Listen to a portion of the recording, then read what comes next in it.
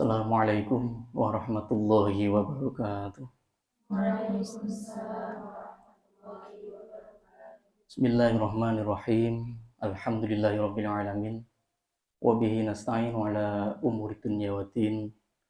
Assalatu wassalamu ala asyrafil anbiya'i wal mursalin sayyidina wa maulana Muhammadin wa ala alihi wa sahbihi ajma'in wa la haula wa la quwwata illa billahil aliyyil azim.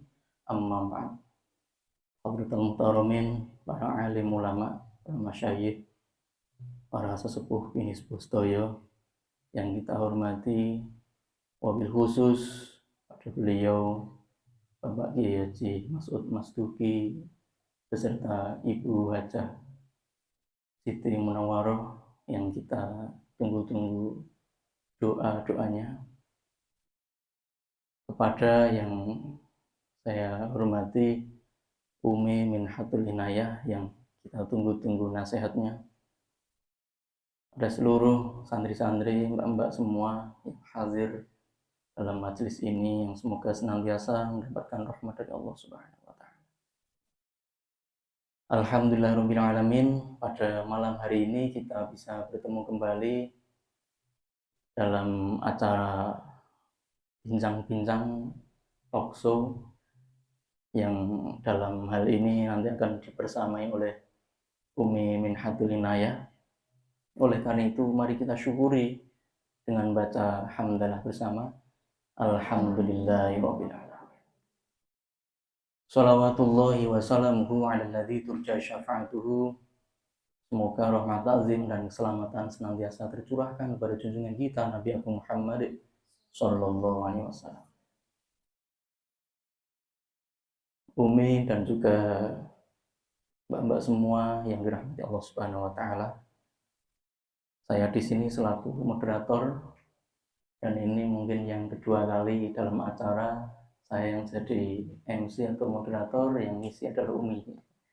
Dulu pernah di tahun antara 2013-14 ini ya, itu ngisi di Masjid Perumahan Musona Merapi, dan saya yang jadi MC-nya, Umi yang ngisi acara, yang pembicaranya.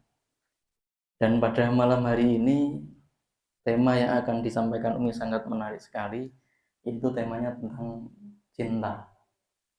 Nah, yang kemarin sudah bahas kayaknya ya, ada yang bahas ya? Mbak Mai ya. Nah, ini dilanjutkan oleh Umi, tapi nanti spesifik cintanya seperti apa nanti ya kita akan simak bersama. Namun sebelumnya izinkan saya pertama akan menyampaikan sedikit CV beliau, karena kalau dibacakan semua nanti tidak akan cukup waktunya. Mungkin sebulan 2 bulan saya sudah 10 tahun saja belum cukup untuk mengetahui seluruh seluk-beluk peristiwa dan kejadian yang sudah pernah beliau alami, apalagi kalau malam yang sangat singkat ini. Beliau nama Umi yaitu Minhatul Inayah binti Bapak Kiai Haji Mas'ud Masduki. Tempat tanggal lahir Yogyakarta, bukan Sleman ya Umi ya. Jadi Umi ini termasuk orang kota, lahirnya di Yogyakarta sana. Meskipun tinggalnya di Sleman ya, tapi lahirnya di Jogja. Tanggal 26 Mei 1990. Pendidikan masuk MTS Tajul Ulum Brabu tahun 2002, lulus 2005. Madrasah Aliyah Tajul Ulum Brabu tahun 2005-2008. Dan sekaligus masuk MTS itu sudah masuk pondok pesantren ya. Sudah masuk pesantren, lulus Aliyah 2008, kemudian melanjutkan tahafudnya, menghafal Al-Qur'annya, dan 2012 nih Umi. 2012 Umi sudah selesai setoran atau hafalannya. Kemudian setelah itu pamit dan mungkin di kerap ya kembali.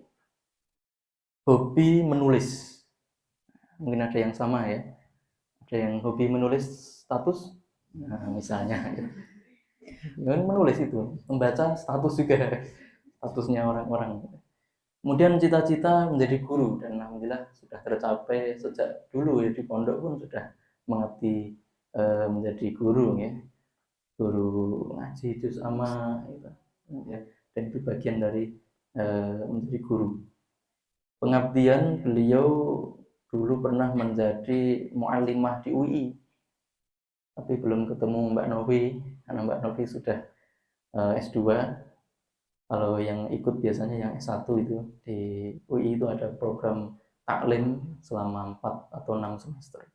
Dan Umi dulu pernah mengajar mahasiswi-mahasiswi di UI tahun 2016-2018. Beliau sekarang mengabdi di Min 2 Sleman, yang mengajarnya juga bagian khusus tahfidz dari tahun 2015 sampai sekarang, dan pokoknya ya terus mengabdi ya, selama dibutuhkan, pokoknya siap untuk mengabdikan diri.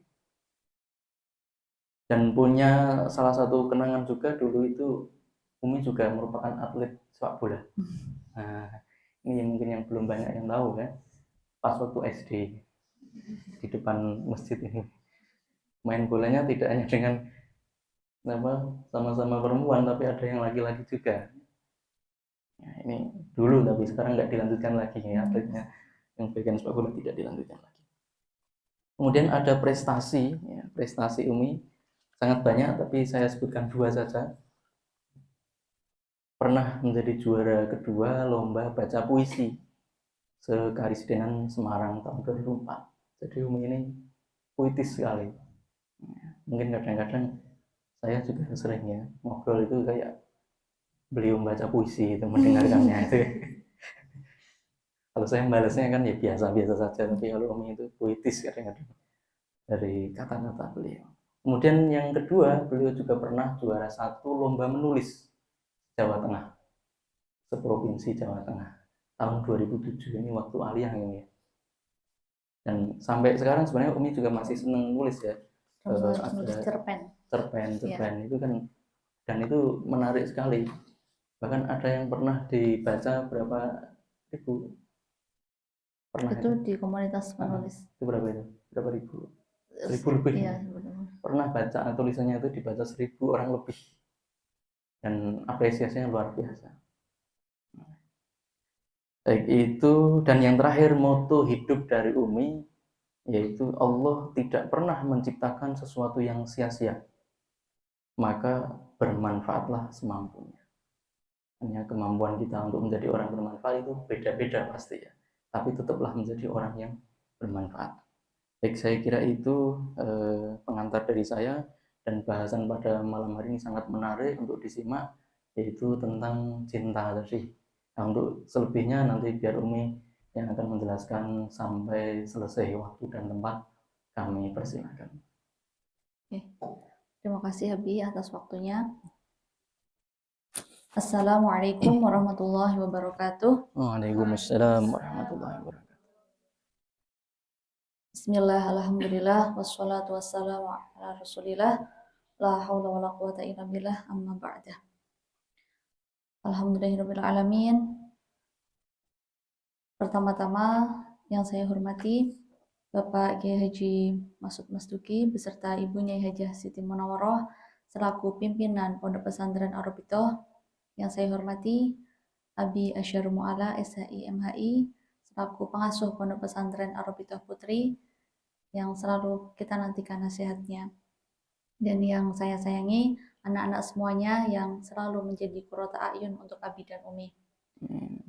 Alhamdulillah pada malam hari ini kita masih diberikan kesehatan, masih diberikan kesempatan untuk belajar. Kita bisa bermuajah dalam majelis yang insya Allah penuh barokah ini. Mari bersama-sama kita mengucapkan hamdalah. Alhamdulillahirabbil alamin. Salawat serta salam senantiasa kita haturkan kepada junjungan kita Nabi Agung Muhammad Sallallahu Alaihi Wasallam yang senantiasa kita nantikan syafaatnya di yaumil kiamah. Sebagai perwujudan rasa cinta kita kepada Rasulullah, mari bersama-sama kita membaca salawat Jibril. Monggo Abi, sareng-sareng. Ya, itu mic-nya ada di situ juga. Dinyalain itu mic-nya, Mbak Aska. Monggo Mbak Aska dipakai mic-nya.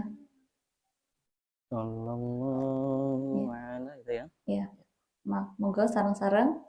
Sallallahu ala Muhammad.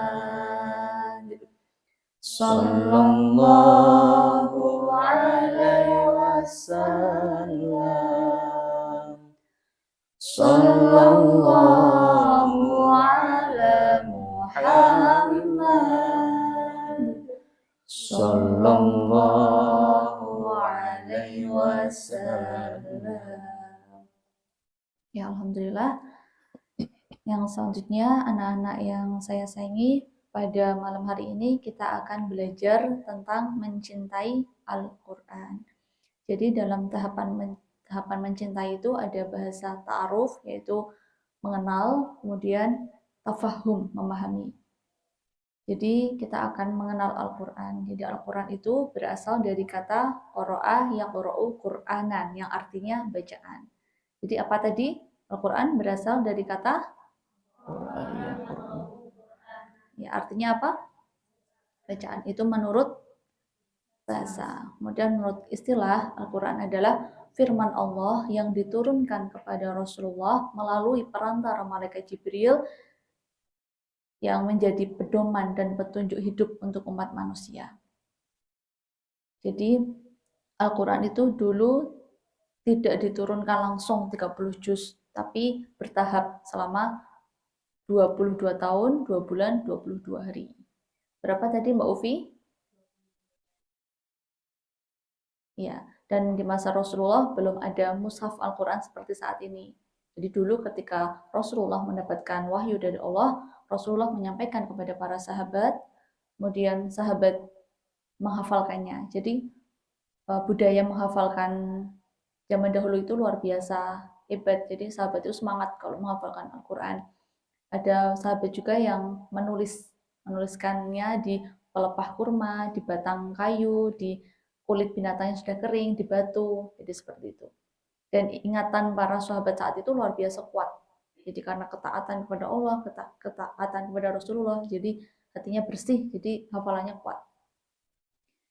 Yang selanjutnya, karena pada saat Rasulullah wafat belum ada mushaf Al-Quran, kemudian saat itu juga banyak para hufat yang gugur dalam medan perang, maka ketika pemerintahan sahabat Abu Bakar As-Siddiq, Sayyidina Umar itu mempunyai gagasan, mempunyai ide untuk mendokumentasikan Al-Quran dalam berbentuk mushaf yang akhirnya disetujui oleh sahabat Abu Bakar As-Siddiq. Tapi kan pendokumentasian itu kan tidak mudah, harus mengumpulkan. Jadi butuh waktu lama. Jadi ketika masa pemerintahan Abu Bakar As-Siddiq belum selesai, dilanjutkan pada pemerintahan Sayyidina Umar bin Khattab belum selesai, dan akhirnya bisa selesai, terdokumentasi dengan lengkap, dengan sempurna pada masa pemerintahan Sayyidina Utsman bin Affan. Maka dari itu dinamakan Mushaf Utsmani. Apa tadi Mbak Akma? Ya, Mushaf Utsmani. Itu. Yang selanjutnya, apa itu isi Al-Quran? Silahkan dibaca Mbak Aska untuk poin-poinnya. Apa isi Al-Quran? Ada 3 itu. Iya, pakai mic. Kandungan Al-Quran itu ada 3, yaitu akidah, akhlak, dan syariah. Ya, yang pertama. Jadi kandungan Al-Quran itu ada 3. Yang pertama akidah, yang kedua syariat, yang keempat akhlak. Akidah itu apa? Akidah itu keyakinan kepada Allah. Jadi contoh ayat yang menjelaskan tentang akidah yaitu pada surat Al-Baqarah ayat 186, Bismillahirrahmanirrahim, wa idza sa'alaka ibadi anni fa inni qarib. Yang artinya, jika hamba-hambaku bertanya kepadamu Muhammad tentang aku, maka katakanlah aku sangat dekat. Jadi katakanlah aku dekat. Jadi itu keyakinan bahwa Allah itu dekat kepada kita. Karena dulu pada masa Rasulullah ada seorang Arab yang bertanya kepada Rasulullah, "Ya Rasulullah, Allah itu dekat atau jauh? Jika Allah jauh, berarti aku kalau berdoa harus keras." Ternyata saat itu Allah belum menjawab, saat itu Rasulullah belum menjawab karena Rasulullah tidak pernah berbicara kecuali itu wahyu. Jadi wa ma yantiqu 'anil hawa in huwa illa wahyu yuha. Rasulullah tidak pernah berbicara kecuali tidak pernah berbicara menurut hawa nafsu, tapi selalu berbicara dengan wahyu. Setelah itu turunlah ayat tersebut. Jadi itu menjelaskan bahwa Allah sangat dekat dengan kita. Dan Bapak dulu pernah menasihati Umi, cinta Allah kepada hambanya itu melebihi cinta seorang ibu kepada anaknya. Jadi Allah itu sangat dekat dengan kita, lebih dekat dari urat nadi kita sendiri. Tapi ketika kita berbuat dosa, maka kita yang menjauh, kita dosa lagi, kita menjauh, kita dosa lagi, kita yang menjauh. Jadi seperti itu. Yang selanjutnya syariat seperti pada surat Al-Baqarah ayat 43, Bismillahirrahmanirrahim, wa aqimus sholata wa atuz zakata warka'u ma'ar raqi'in. Dan dirikanlah sholat, tunaikanlah zakat, dan rukuklah bersama orang-orang beserta orang-orang yang rukuk.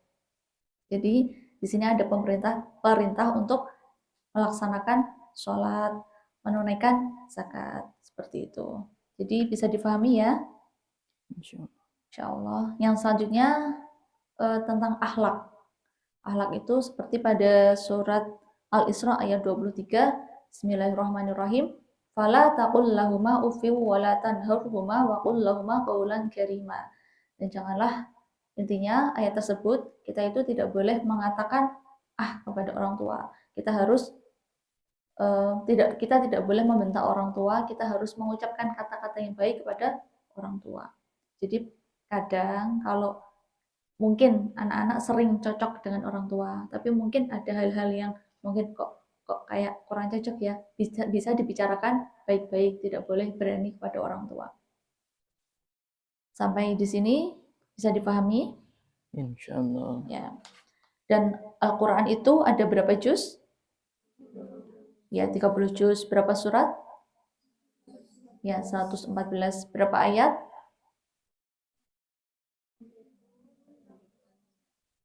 Ya, memang yang masyhur, yang dulu pas waktu kecil Umi taunya juga 6.666, tapi ternyata yang betul adalah 6.236. Berapa tadi? 6.236 ayat. Ya. Yang selanjutnya, ketika kita sudah sedikit mengenal apa itu Al-Quran, sudah sedikit bisa memahami Al-Quran, insya Allah anak-anak semuanya sudah bisa membaca Al-Quran. Selanjutnya, Umi mengajak anak-anak untuk menghafalkan Al-Quran. Silahkan angkat tangan untuk yang mau menghafalkan Al-Quran. Tapi mau? Meskipun sedikit. Oh iya, ya. Jadi Umi mengajak anak-anak untuk menghafalkan Al-Quran karena apa? Yang pertama, karena penghafal Al-Quran yang bisa mengamalkan isi Al-Quran adalah keluarganya Allah. Jadi Rasulullah pernah bersabda, Allah itu mempunyai keluarga di bumi, yaitu orang-orang yang menghafalkan Al-Quran dan mengamalkannya. Jadi mau nggak jadi keluarganya Allah? Mau banget ya, senang banget ya. Tapi itu harus yang menghafal dan mengamalkan. Seperti pada salawat Yamanan, salawat yang mengiringi anak-anak ketika khataman itu kan ada Ahlul Quran, Ahlullah, Khosmul Quran, Adullah. Itu salah satu salawat yang dulu memotivasi Umi untuk menghafalkan. Ya, jadi barangkali anak-anak masih ada yang ingat Ahlul Quran. Silakan Mbak Aska dipakai mic-nya yang suaranya bagus. Singkat saja. Mangga Abi juga suaranya bagus. Mangga sarang-sarang. Ahlul Quran, Ahlullah, Khosmul Quran, Adullah. Sebenarnya itu kalau diresapi dengan hati itu maknanya dalam sekali. Jadi Ahlul Quran, Ahlullah, Khosmul Quran, Adullah. Jadi Ahlul Quran itu adalah keluarganya Allah. Khasmul Quran aduullah. Orang yang memusuhi Al-Quran adalah musuhnya Allah. Yang selanjutnya, alasan kenapa kita harus menghafalkan Al-Quran karena kita mengikuti mengikuti Rasulullah. Rasulullah itu hafal Al-Quran, tapi bedanya kita beda level sama Rasulullah. Jika Rasulullah hafal Al-Quran di dalam dada dan akhlaknya Rasulullah adalah Al-Quran, kalau kita berusaha menghafalkan, nanti lupa, diperbaiki lagi, ada yang keliru diperbaiki, akhlaknya berusaha seperti Rasulullah, tapi kan kita manusia biasa, jadi jika salah diperbaiki, jika ada yang kurang ditata lagi. Intinya kita berusaha meniru Rasulullah. Selanjutnya, mendapatkan syafaat orang yang menghafalkan Al-Quran dan yang mengamalkan akan mendapatkan syafaat di hari kiamat nanti. Jadi kita sekarang ada ayah, ada ibu, ada kakak, ada umi, ada suami. Tapi besok kalau sudah di akhirat, itu anak lupa sama orang tuanya, orang tua lupa sama anaknya, suami lupa sama istrinya, istri lupa sama suaminya. Kita sudah sibuk dengan urusan kita sendiri. Tapi ada yang nggak lupa sama kita, yaitu Rasulullah. Dan ada yang bisa menolong kita, yaitu Al-Quran. Seperti itu. Tapi jadi kita bisa mendapatkan syafaat dari Al-Quran di hari kiamat. Nanti tapi bisa bertemu lagi sama keluarganya, sama pasangannya kalau sudah di surga. Tapi pas waktu di padang mahsyar masih disibukkan dengan urusan sendiri. Selanjutnya, Rasulullah pernah bersabda, khairukum man ta'allamal Qur'an wa 'allamahu. Sebaik-baik kalian adalah orang yang mempelajari Al-Qur'an dan yang mengajarkannya. Jadi dulu Umi pernah dinasihati ibunya Hajah Maimunah Baizawi. Jadi ada banyak teman-temannya Umi juga waktu ngaji. Jadi Bunyai menasihati seperti ini. Besok kalau sudah boyong, kalau sudah di rumah minimal mengajar TPA atau mengajar TPQ. Dan itu Umi ingat betul ketika Umi boyong, Umi sudah di rumah, Umi buka ngaji kecil-kecilan untuk anak-anak kecil. Jadi kemarin selama beberapa tahun Umi fokus sama anak-anak kecil. Cuma karena sekarang di masjid sudah ada Madin, jadi Umi fokusnya ke anak-anak remaja. Karena biasanya orang-orang itu, anak-anak itu waktu masa SD semangat belajar, tapi ketika sudah SMP biasanya semangatnya sudah berkurang. Nah, Umi memberikan wadah untuk para remaja, khususnya remaja putri. Yang selanjutnya, Rasulullah juga pernah bersabda, afdhalu ibadati ummati tilawatul Quran. Jadi ibadah yang utama dari umatku adalah membaca Al-Quran. Yang selanjutnya, orang tua yang mempunyai anak yang hafal Al-Quran kelak di akhirat akan dipakaikan mahkota yang terangnya melebihi sinar matahari.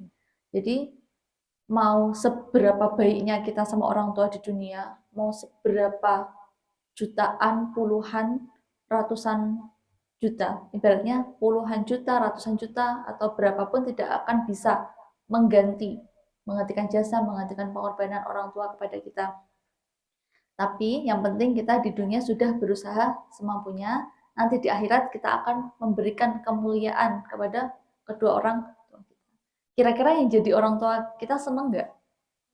Senang banget ya bisa melahirkan anak yang menghafalkan Al-Quran, seperti itu. Yang selanjutnya, membaca satu huruf Al-Quran dinilai 10 kebaikan. Mbak Puja baca Bismillahirrahmanirrahim. Alif Lam Mim. Berapa huruf? Ya, berarti berapa kebaikan? 30. Bayangkan kalau Mbak Puja baca satu halaman, Mbak Novi baca satu juz. Berapa banyak pahalanya? Banyak sekali ya. Jadi alhamdulillah sekali. Yang terakhir, orang yang menghafalkan Al-Quran dan yang mengamalkannya tidak akan disiksa. Di alam barzah tidak disiksa, di akhirat tidak disiksa. Karena apa? Karena malaikat Munkar dan Nakir tidak akan menyiksa orang yang dalam hatinya ada hafalan Al-Quran. Kemudian neraka tidak akan membakar orang yang dalam hatinya ada hafalan Al-Quran. Itu. Tahapan selanjutnya, teladan dari para sahabat dan ulama. Jadi alhamdulillah banyak sekali tokoh-tokoh Islam yang menjadi teladan kita. Tapi ini Umi tulis beberapa. Yang pertama dari sahabat Sayyidina Utsman bin Affan. Jadi Sayyidina Utsman bin Affan itu setiap malam witir 1 rakaat, tapi 1 rakaatnya 1 hataman. Jadi mulainya ba'da isya sampai sebelum subuh. Masya Allah, ya. Itu kayaknya Mbak Wirda mau niru itu. Iya Mbak Wir. Nanti baru juz 1, kok udah keringgingan ya. Tuh ya, itu teladan dari Sayyidina Utsman bin Affan radhiyallahu an yang insyaallah Allah muliakan. Yang selanjutnya teladan dari sahabat Zaid bin Sabit, sahabat Ibnu Mas'ud dan sahabat Ubay bin Ka'ab. Beliau menghatamkan Al-Qur'an seminggu sekali. Kemudian teladan dari kelompok tabi'in ada Imam Syafi'i. Imam Syafi'i itu sehari menghatamkan Al-Qur'an 1 kali di dalam sholat. Tapi ketika bulan Ramadan 1 hari 2 kali hataman di dalam sholat. Kemudian dari kelompok tabi'in ada Imam Bukhari. Imam Bukhari itu menghatamkan Al-Qur'an 1 hari 2 kali hataman, siangnya 1 kali, malamnya 1 kali. Ya nanti setiap orang kan kondisinya masing-masing. Kalau Mbak Mukti, Umi saya pengen niru Imam Syafi'i. Saya pengen sehari sekali hatam, monggo ya. Kan besok Mbak Mukti insya Allah pengen jadi pengusaha. Jadi yang ngerjakan semuanya sudah pegawai. Mbak Mukti kan jadi bos. Jadi di kasir terus. Nanti kalau ada pelanggan, oh ya, terus lagi, nggak bisa.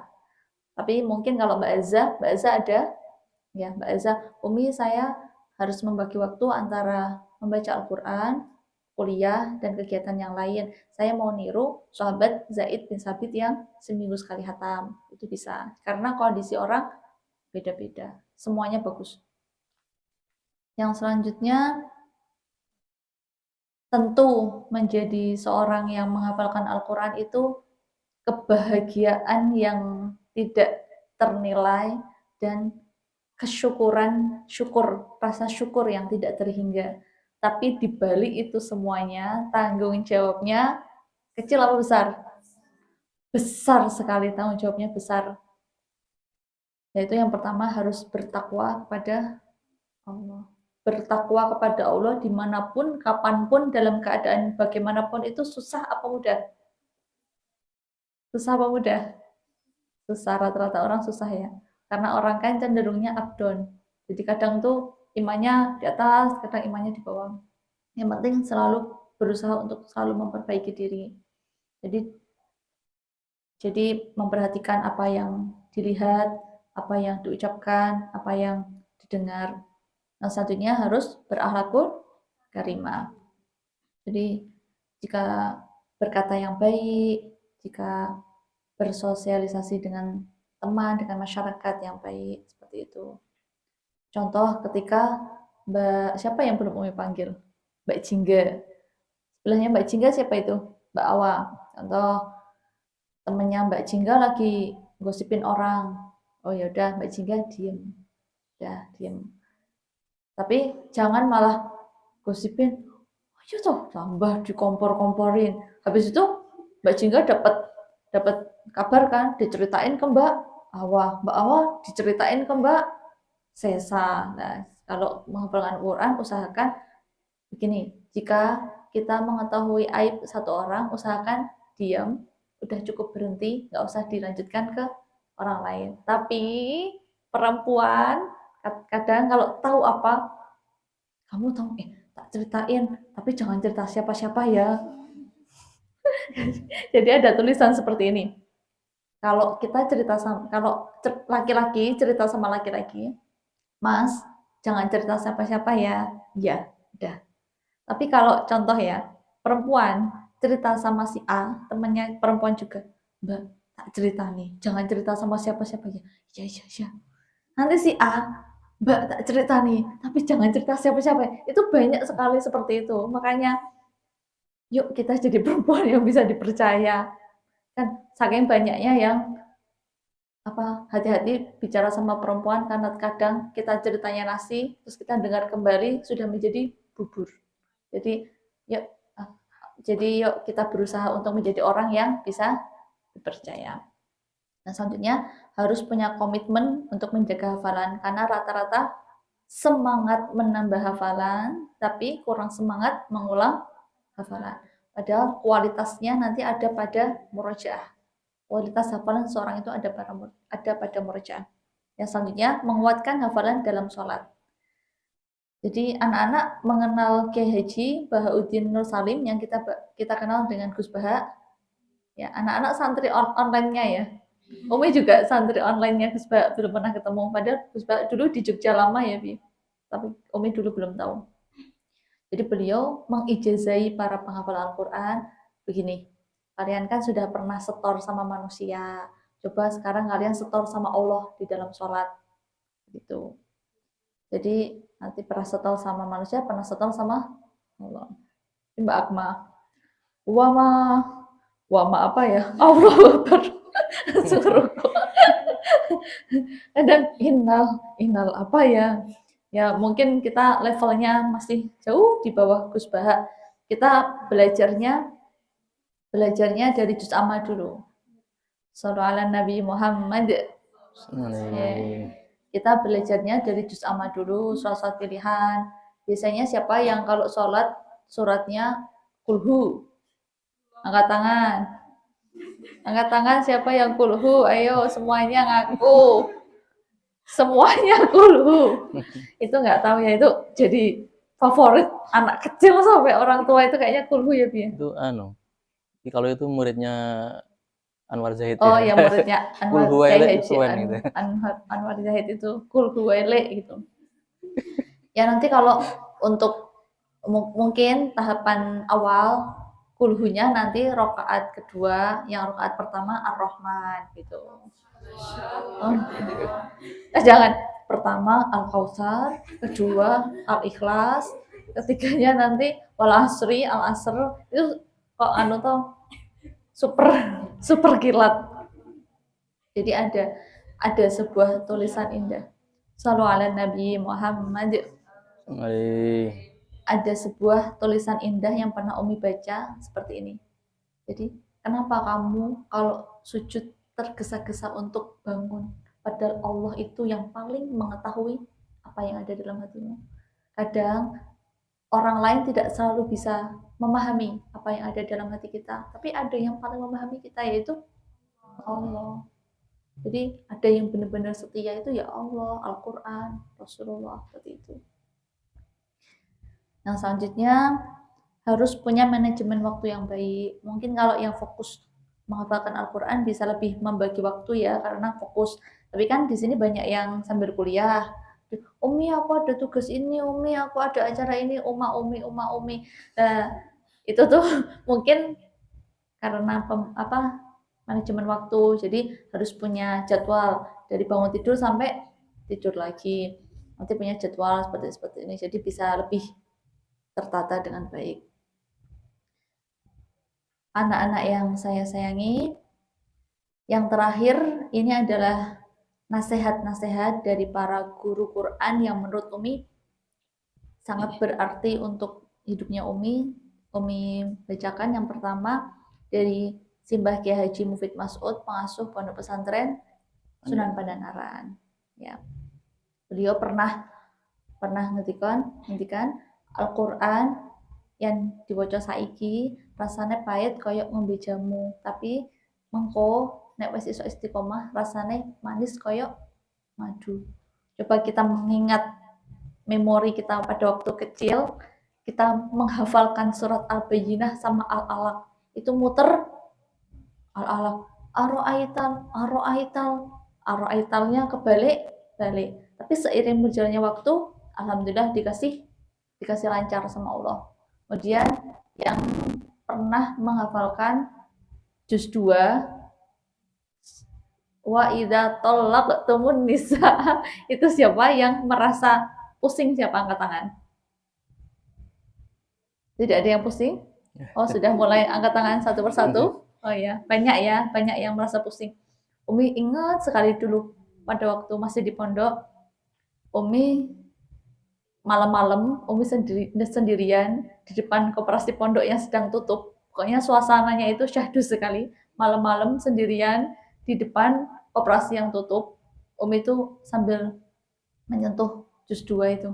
Aku kok belum bisa ya, terutama yang halaman-halaman terakhir.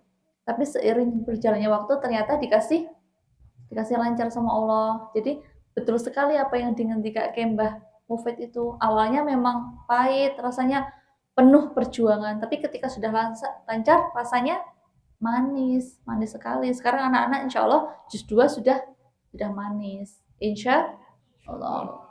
Kemudian beberapa minggu yang lalu kita belajar juz 6 yang halaman terakhir itu kita sambil tertawa ini kok pada belum bisa, tapi nggak apa-apa, kita ulang terus, insya Allah suatu saat dikasih lancar sama Allah.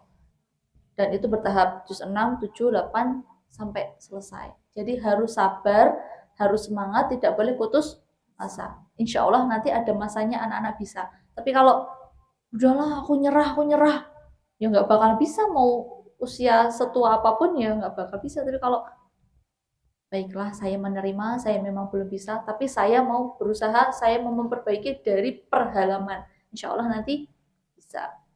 Selanjutnya, nasihat dari Simbah Kiai Haji Ulil Albab Arwani. Nasihat ini Umi dapatkan ketika dulu Umi mengikuti pelatihan Yambua di Pondok Pesantren Jeragung, Demak. Beliau nantikan tidak ada doa khusus agar lancar hafalannya. Kalau mau lancar ya deres. Jadi secara umum kalau orang rajin itu insya Allah lancar. Tapi kalau malas-malasan ya kurang lancar, itu secara umum. Umi, tapi aku punya temen nih jarang deres, lancar banget. Itu minoritas. Kayak kalau mayoritas harus kerja keras, harus sungguh-sungguh.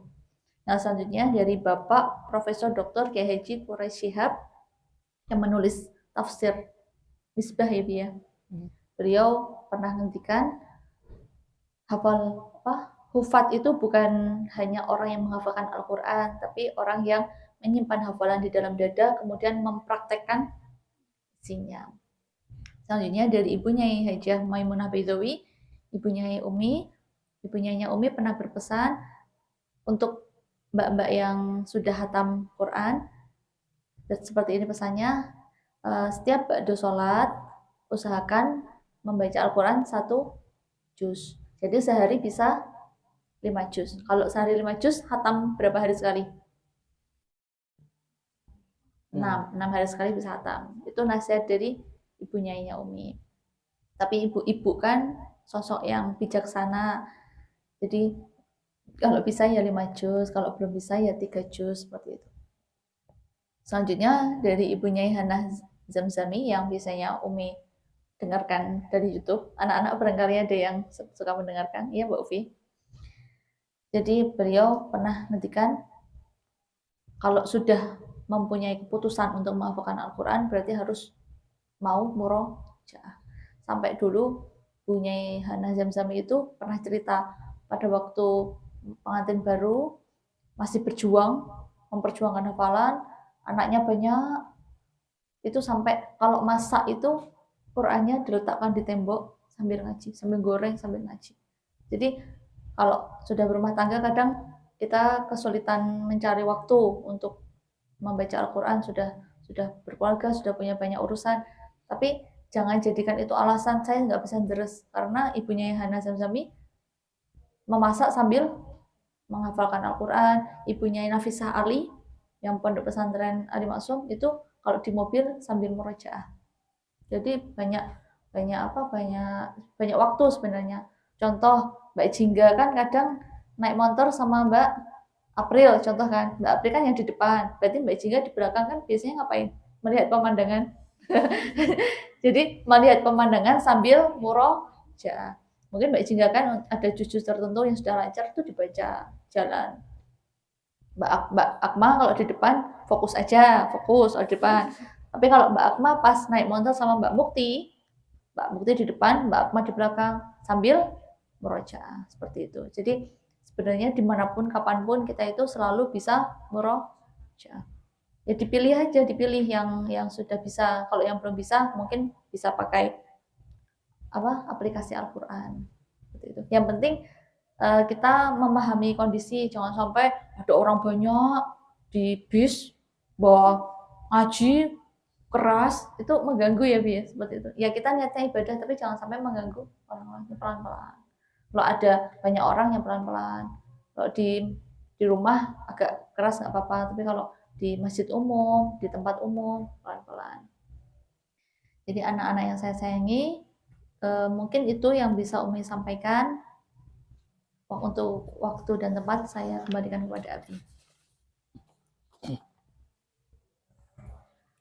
Baik, terima kasih Umi atas materi yang sudah disampaikan, Masya Allah ya. Ketika mengetahui Al-Quran betapa luar biasa,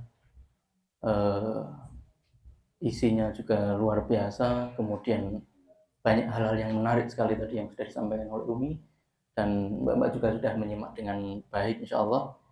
Selanjutnya ini sesi tanya jawab. Jadi untuk sementara nanti mungkin 3 pertanyaan dulu atau 3 penanya dulu yang bisa kami tampung. Kalau waktunya nanti cukup ya nanti dibuka lagi. Tapi kalau waktunya tidak cukup ya kita cukupkan ya nih. Silakan 3 penanya dulu. Monggo silakan dimulai dari siapa untuk bertanya terkait dengan materi yang sudah disampaikan atau mungkin yang ya yang agak masih ada sambungannya gitu nih punya ini. Monggo silakan. Itu mic-nya di situ, silakan dipakai.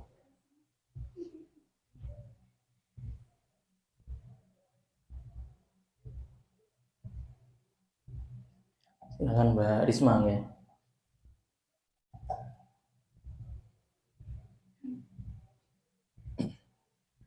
Assalamualaikum warahmatullahi wabarakatuh. Waalaikumsalam warahmatullahi wabarakatuh. Sebelumnya terima kasih untuk Abi yang telah memberikan kesempatan saya untuk bertanya. Terus ketika Umi tadi sudah menjelaskan hal tersebut sangat memotivasi saya untuk akhir-akhir ini yang lagi keadaannya lagi kacau, lagi hafalannya masih lagi buruk-buruknya, dan saya jadi mungkin saya harus menata kembali, menata cinta yang benar-benar hanya untuk Al-Quran. Terus karena sekarang kan banyak banget fenomena yang sedang terjadi di masyarakat, terutama di Indonesia, itu banyak sekali berdirinya pondok pesantren yang menghafal Al-Quran. Tapi sayangnya itu mereka hanya mendirikan pondok pesantren yang lebih fokusnya hanya menambah saja dibandingkan menjaga hafalan. Bahkan ada program yang seperti hafal Al-Quran 1 tahun 3 bulan. Salah satu teman saya ada yang mengikuti program tersebut, dan ternyata setelah khatam hafalannya justru hilang. Terus selain itu juga beberapa ada pondok pesantren yang kurang ketat hafalannya, tidak seperti di sini. Jadi dia juga meskipun menghafal 3 tahun tapi juga bisa hilang. Jadi kadang saya itu agak takut juga, Umi, takut benar kalau di sini tuh hafalannya masih ada, takutnya kalau udah di rumah atau udah boyong itu hilang. Lalu menurut Umi bagaimana untuk mengatasi kecemasan tersebut, dan pendapat Umi tentang pondok pesantren yang seperti itu? Mungkin itu saja sih. Terima kasih. Assalamualaikum warahmatullahi wabarakatuh. Waalaikumsalam warahmatullahi wabarakatuh. Pertanyaan yang memang dari realita ya. Iya. Dari pengamatan Mbak Risma dan juga pengalaman pribadi juga tadi ya. yang dirasakan Mbak Risma sendiri. Jadi ada 2 pertanyaan ya Umi, Iya. terkait dengan fenomena tadi, monggo nanti dijawab. Kemudian yang kedua adalah bagaimana mengatasi kecemasan, kekhawatiran yang dirasakan oleh Mbak Risma. Monggo silahkan dijawab. Iya. Terima kasih Abi. Ya Mbak Risma, Umi sambut baik pertanyaannya. Untuk yang pertama, fenomena pondok pesantren yang fokus untuk mengajar hafalan tapi mungkin kurang murojaahnya. Yang pertama, Umi begini, Umi sebenarnya takut untuk mengomentari. Tapi kalau Umi pribadi ya, mungkin beliau-beliau yang mendirikan pondok pesantren tersebut punya referensi masing-masing, punya apa ya, punya motivasi masing-masing. Tapi Umi pribadi, Umi tidak berani seperti itu. Karena apa? Karena ketika hatam itu justru itu awal mula perjuangan. Jadi kalau sekedar hatam tapi nggak bisa disimak, itu susah Mbak, nanti susah menjaganya. Tapi kalau kita sedikit kemudian mengulang yang kemarin, sedikit menambah mengulang yang kemarin, insya Allah nanti diharapkan ketika hatam bisa 30 juz minimal, sudah bisa beberapa juz. Nanti kalau sudah hatam dilanjutkan melancarkannya. Kayak Umi dulu juga pas hatam juga belum bisa, istilahnya baru hatam belum bisa lancar semuanya, tapi kan Umi mungkin ada beberapa juz yang agak mendingan, kemudian setelah menikah Umi lanjutkan. Tapi kalau sama sekali nggak ada yang bisa, itu nanti susah, nanti tanggung jawabnya besar. Sedangkan orang yang menghafalkan Al-Quran itu lupa, itu dosa. Tapi kalau masih ada niatan untuk memperbaiki, masih ada niatan untuk berusaha, insya Allah diampuni. Tapi kalau udah menyerah, cuek, nggak ada niatan untuk memperbaiki, itu yang justru jadi bumerang untuk diri sendiri. Naudzubillah, ya naudzubillah, semua naudzubillah. Tapi kalau mungkin beliau-beliau yang mempunyai, yang penting hatam hafal ya, tentunya punya preferensi masing-masing. Tapi kalau Umi sendiri, Umi tidak berani seperti itu. Yang selanjutnya, bagaimana untuk sekarang kan masih di pondok, kalau nggak ngaji mesti ditanya Umi, kalau apa mesti dicariin Abi, masih ada yang oyak-oyak ya. Besok kalau udah di rumah nggak tahu bagaimana. Jadi begini Mbak, menghafal jangan karena manusia, menghafal karena Allah. Jadi menghafal karena Allah itu nanti niatnya itu lebih kuat. Jadi saya disuruh menghafalkan orang tua, sama saya ingin menghafalkan Al-Quran sendiri, itu beda. Jadi semangatnya itu lebih yang ingin menghafalkan Al-Quran sendiri. Jadi kalau Umi pribadi, salah satu cara agar hafalan kita itu tidak hilang, yang pertama, kita harus punya niat bahwa saya ingin menjaga hafalan saya. Pertama harus ada niat. Yang kedua, kita harus punya komunitas. Sekarang Umi kan ikut JGH, ikut CMGH. Umi banyak bertemu dengan orang-orang yang jauh lebih baik dari Umi, dan itu memotivasi. Kalau Umi cuma di rumah, itu kurang semangat. Tapi karena Umi keluar, Umi bertemu dengan orang-orang yang lebih dari Umi, jadi Masya Allah ya, ibu itu rajin, ibu ini lancar, ibu ini akhlaknya baik. Jadi ada motivasi seperti itu. Kemudian membaca sejarah. Jadi zaman sahabat dulu harus menghafal Al-Quran, beliau-beliau menghafalkan Al-Quran, berperang, ya kan, melawan kafir Quraisy, seperti itu. Dan zaman dahulu Al-Quran belum ada harokatnya ya Bi, belum ada titik, belum ada harokat. Kita sekarang tinggal nemu enak loh, udah ada Quran berbentuk mushaf, udah ada tandanya, ini batanya sudah bisa dibaca. Jadi kita itu kalau nggak semangat itu ya rugi. Perjuangan kita itu belum ada apa-apanya dibandingkan perjuangan para sahabat, para tabiin. Kita itu seharusnya udah enak loh, udah enak sekali. Jadi tinggal menghafalkan, berusaha mengamalkan. Jadi Mbak Risma dan semuanya besok kalau sudah di rumah harus punya azam, harus punya tekad kuat untuk menjaga hafalan.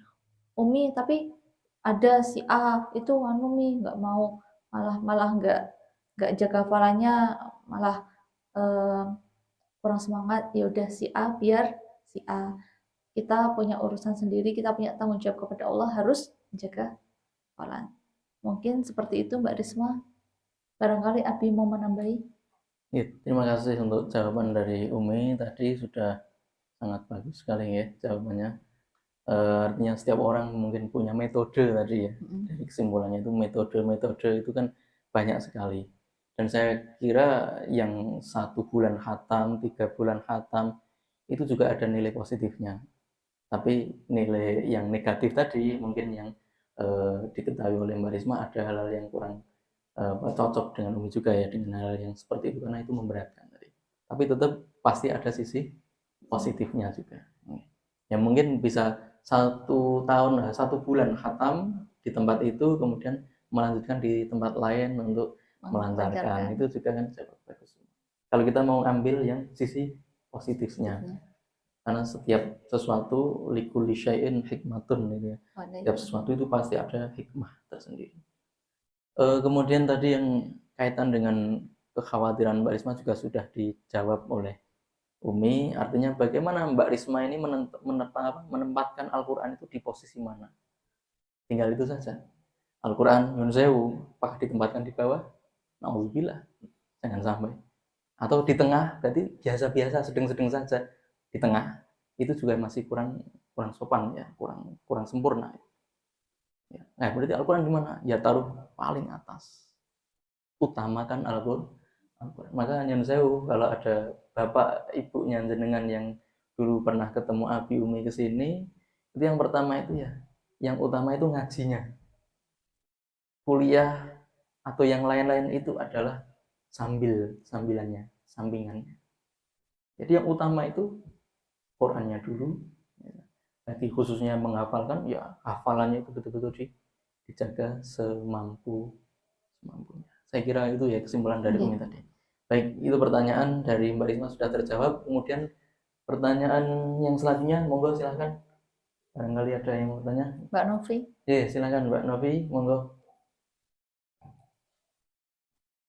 Assalamualaikum warahmatullahi wabarakatuh. Waalaikumsalam warahmatullahi wabarakatuh. Terima kasih atas kesempatannya. Saya ingin bertanya sedikit saja. Apabila santri-santri di sini kan ini ya sebenarnya menghafal Al-Quran. Nah misalkan orang tuanya dulu itu kan kalau orang zaman dulu itu tuh membaca Al-Qurannya tuh melalui bahasa Indonesia, bukan bahasa Arab. Jadi kayak mungkin belum belajar bahasa Arabnya gitu. Jadi bahasa Indonesia. Nah itu kan tadi manfaat Al-Quran itu kan memakaikan mahkota untuk orang tua. Nah kalau orang tuanya cara membaca Al-Quran yang seperti itu tadi, apakah tetap bisa dipakaikan besok di akhirat? Terus sebagai santri yang berkewajiban untuk menebarkan Al-Quran kepada sesama, nah kewajiban kepada orang tuanya tadi untuk mengajar itu apakah ada gitu tuntutannya? Ya, terima kasih. Terima kasih Mbak Novi. Ada 2 pertanyaan ini. Ada 2 pertanyaan. Yang pertama, kalau misal ada orang yang menghafal Quran, anaknya, kemudian punya orang tua yang belum bisa baca Quran dengan baik gitu ya, pada intinya, yang bacaannya itu biasanya pakai tulisan Latin ya, misalnya Bismillah ya, Bismillaa ya kan gitu ya, Bismillah dan seterusnya. Artinya nanti kan tidak akan sempurna kan bacaannya. Terus apakah nanti juga akan mendapatkan mahkota sebagai hadiah dari seorang anak kepada orang tuanya? Itu yang pertama. Yang kedua, pertanyaan adalah apakah anak itu wajib mengajarkan atau mengajari orang tuanya untuk membaca Al-Quran? Artinya ini berarti bagian dari amar ma'ruf nahi mungkar itu, apakah kepada setiap orang, kepada semua orang dengan cara masing-masing atau seperti apa? Saya kira demikian pertanyaan dari Mbak Novi. Monggo dijawab Umi. Ya, untuk orang tua yang belum bisa membaca Al-Quran dengan baik, apakah ketika anaknya berhasil menjadi penghafal Al-Quran, apa kelak akan dibagikan mahkota? Insya Allah iya. Insya Allah iya, karena apa? Karena yang dulu yang melahirkan, yang merawat, yang membiayai itu kan orang tua. Insya Allah tetap mendapat kemuliaan seperti itu. Dan selanjutnya, ketika orang tua belum bisa membaca Al-Quran dengan baik, apakah anak punya kewajiban untuk mengajarkan Al-Quran kepada orang tua? Menurut Umi, begini, kita kan posisinya di bawahnya orang tua, kita kan sebagai orang yang lebih muda, jadi mungkin kita bahasanya kita amit-amit nyon sewu, atur baik-baik, Bu, bagaimana kalau ibu saya antar ngaji di ibunya A contoh, atau Ustazah B. Intinya kita mengarahkan kepada orang yang lebih tua dari ibu kita atau dari ayah kita, atau yang minimal sepadan, karena kadang orang tua kalau belajar sama anak kan malu.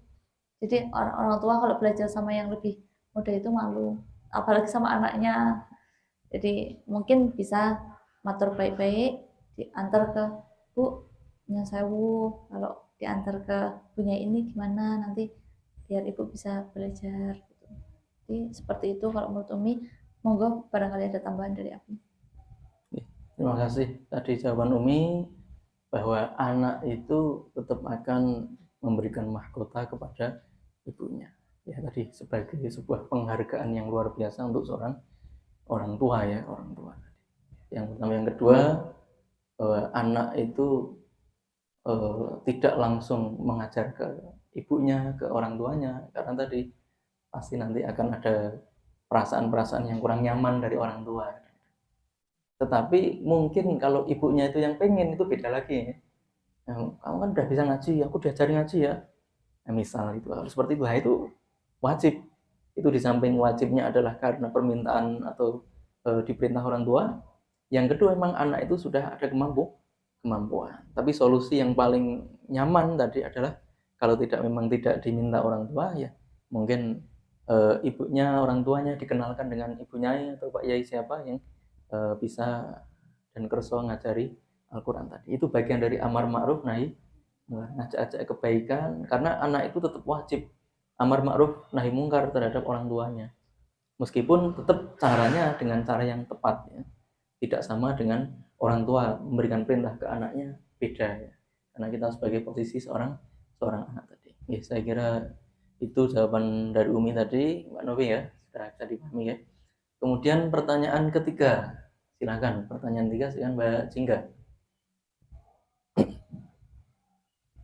Assalamualaikum warahmatullahi wabarakatuh. Waalaikumsalam warahmatullahi wabarakatuh. Terima kasih ya Bu ini yang memberikan kesempatan bertanya. Jadi setiap penghafal Al-Quran itu kan memiliki kemampuan yang berbeda-beda. Artinya ada yang paling cepat, sedang, dan ada yang paling satu.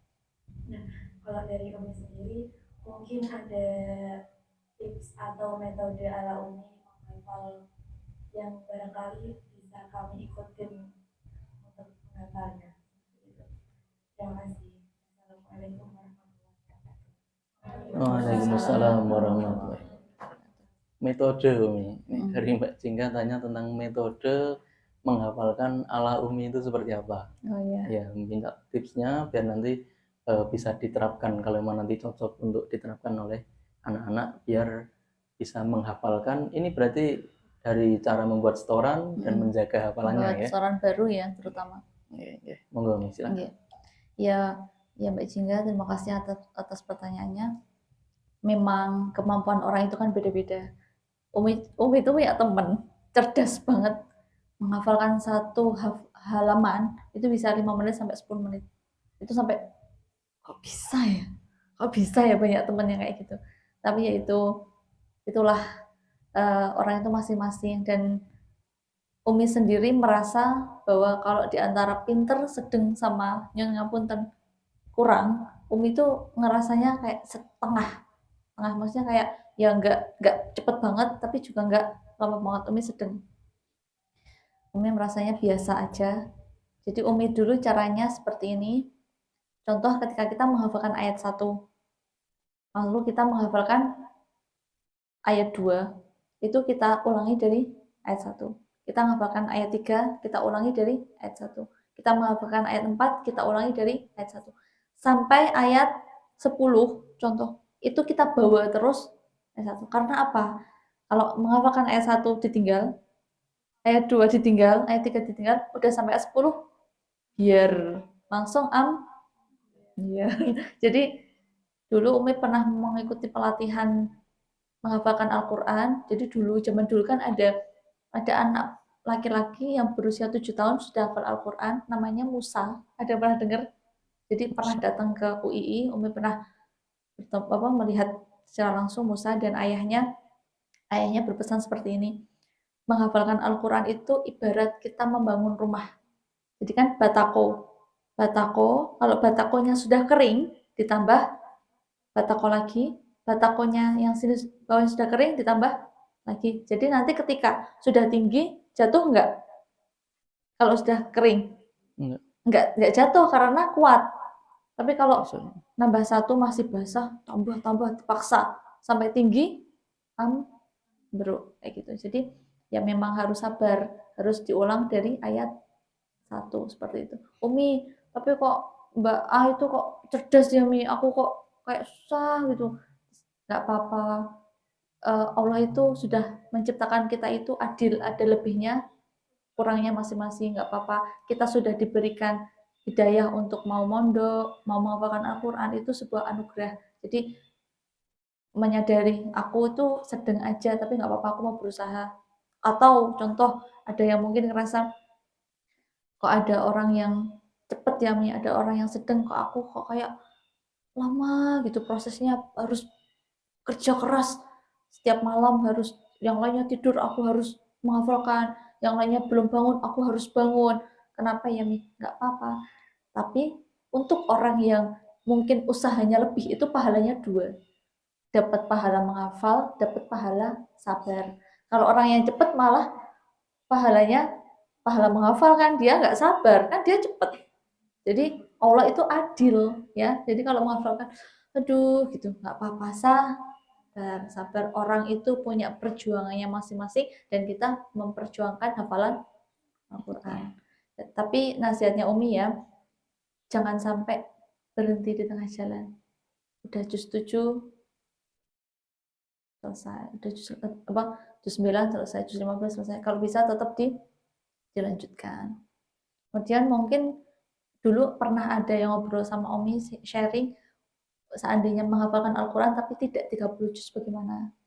Jadi kalau Umi pribadi kalau bisa 30, tapi seandainya pun tidak 30 tidak apa-apa, minimal juz amma hafal, surat-surat pilihan. Karena Rasulullah pernah bersabda, jadi orang yang dalam hatinya tidak ada Al-Quran sama sekali, itu ibarat rumah yang roboh. Jadi harus kita isi dengan Al-Quran sebisanya. Nanti cara menjemput ridho Allah para penghafal Al-Quran itu kan dengan cara menghafalkan dan mengamalkan. Tapi kalau yang belum hafal 30 bagaimana Umi?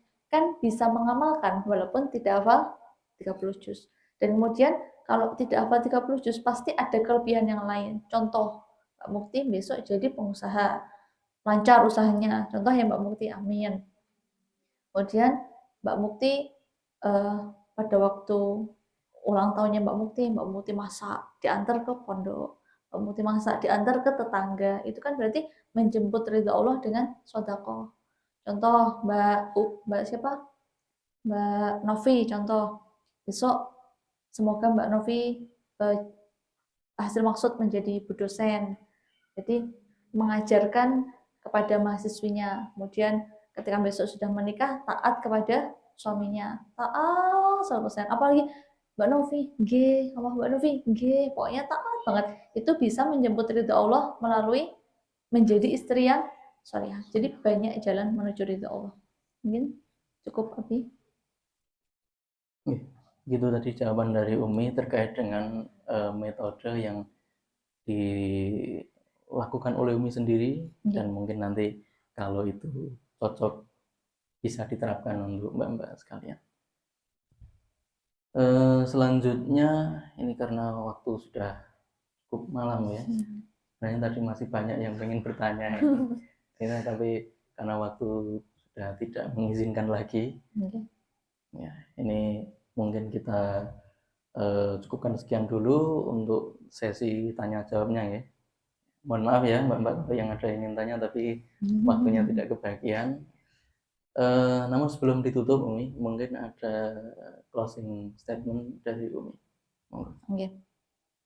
Terima kasih Abi atas waktunya. Jadi anak-anak, Umi mengajak diri Umi sendiri, mengajak anak-anak semuanya untuk mencintai Al-Quran, menghafalkan Al-Quran, berusaha mengamalkan isi Al-Quran, perintah Al-Quran kita laksanakan, larangannya kita jauhi. Dengan begitu, semoga kita semuanya yang hadir pada majelis ini mendapatkan kebahagiaan yang sejati, yaitu Allah meridhai hidup kita, Rasulullah mengakui kita sebagai umatnya, dan Al-Quran memberikan syafaatnya untuk kita semuanya. Amin. Al-Fatihah. Amin.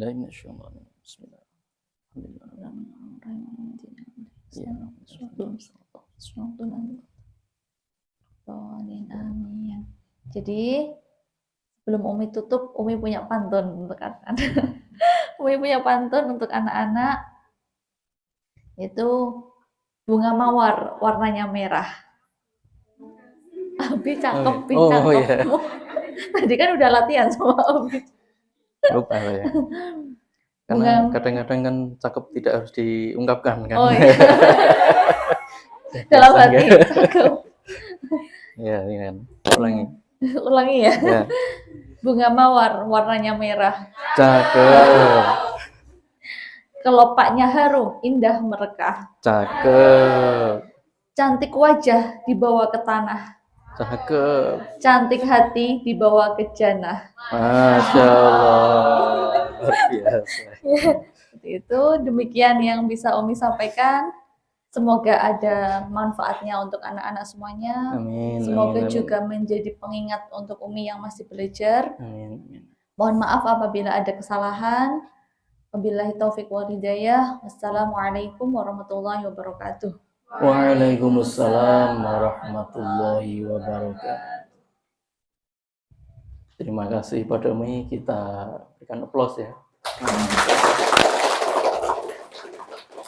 Banyak sekali materi yang sudah disampaikan, banyak tambah ilmu yang kita dapatkan, mungkin bisa memberikan semangat kembali pada teman-teman mbak-mbak yang mungkin kemarin sempat layu, ya kan? Kalau layu dibiarkan jadi mati. Nah sebelum mati kemudian ini Dipupuk, disiram. lagi, disiram kembali, akhirnya semangat kembali untuk menjaga hafalan Al-Quran. Dan mungkin yang terakhir tadi Al-Quran disampaikan oleh Umi bahwa proses penurunannya itu, diturunkannya itu adalah bertahap, step by step, dan itu yang dilakukan oleh Rasul dalam berdakwah juga step by step. Oleh karena itu kita untuk menjadi orang yang lebih baik itu juga step by step, pelan terus, tapi upgrade diri agar kita bisa menjadi orang yang lebih baik dari diri kita sendiri yang kemarin. Amin Allahumma amin. Saya kira untuk acara malam hari ini kita tutup sampai di sini dan kita baca hamdalah bersama. Alhamdulillahirabbil alamin. Terima kasih kami aturkan pada Umi dan juga mbak-mbak semua yang hadir dan ikut partisipasi, menyimak. Semoga bermanfaat bagi kita semua. Amin Allahumma amin. Saya selaku moderator tentunya banyak yang tidak tepat, mungkin kadang-kadang malah nambah materi sedikit, kebablasan segede, ya itu saya juga mohon maaf kalau ada hal-hal yang tidak berkenan di hati Umi dan hati mbak semuanya. Saya akhiri, walafu minkum, wassalamualaikum warahmatullahi wabarakatuh. Waalaikumsalam warahmatullahi wabarakatuh.